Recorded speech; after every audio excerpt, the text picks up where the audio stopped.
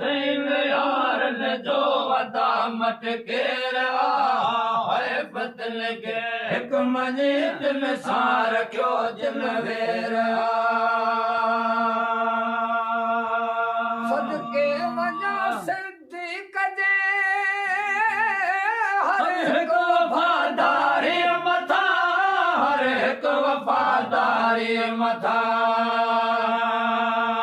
कुर्बान थी महबूब ता कुर्बान थी महबूब ता सुहिणे लॻायो फेर है फज़ल खे हिक मञे दिल सां रखियो जिन वेर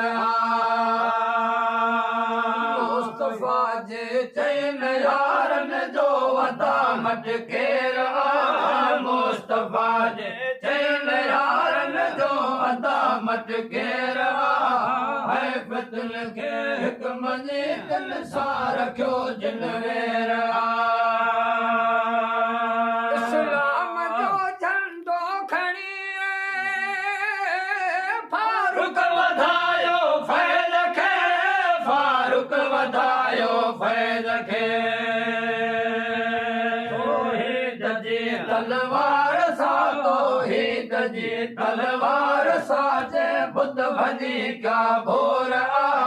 है फतल खे हिक मञे दिल सां रखियो जिन वेर मुस्तफा जे चैन यारन जो वदा मटकेर मुस्तफा जे चैन यारन जो वदा मटकेर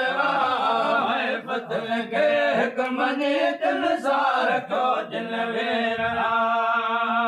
कुर्बान जो कातब चवाए उस्मान गनी साहिब हया उस्मान गनी साहिब हया फी सबीलिल्लाह में फी सबीलिल्लाह में जे लुटायो खैर है फतल खे हिक मञे दिल सां रखियो जिन वेर मुस्तफा जे चैन यारन जो वदा मटकेर मुस्तफा जे चैन यारन जो वदा मटकेर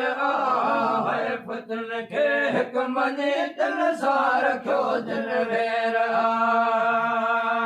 काबे शरीफ में जाओ मुश्किल कुशा शेर खुदा मुश्किल कुशा शेर खुदा खास खालक पाण जे जो खास खालक पाण जे जो नालो रखियो खुद शेर है फतल खे हिक मञे दिल सां रखियो जिन वेर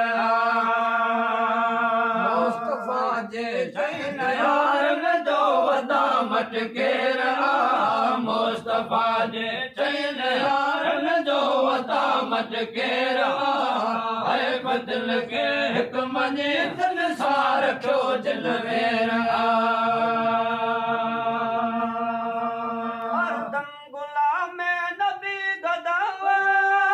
बानी संदोही बार बानी संदोही बार मुस्तफा जे आशिकन जो मुस्तफा जे आशिकन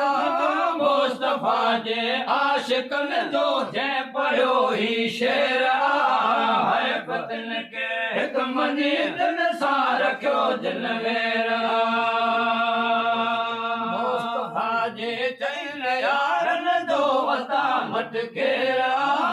मुस्तफा जे चैन यारन जो वदा मटकेर है फतल खे हिक मञे दिल सां रखियो जिन वेर